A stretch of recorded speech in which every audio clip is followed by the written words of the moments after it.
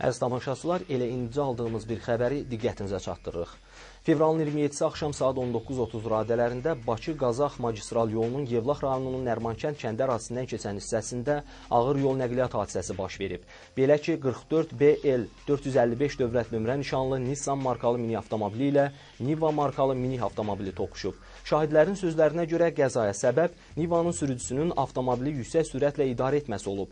Belə ki, Niva markalı avtomobil əks istiqamətlə hərəkət edərək Nissana çırpılıb.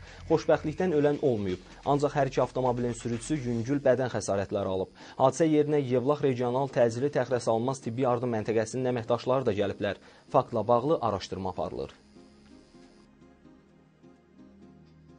İstədim dönəm aboç ilə qaydam yeri, o qıraqla.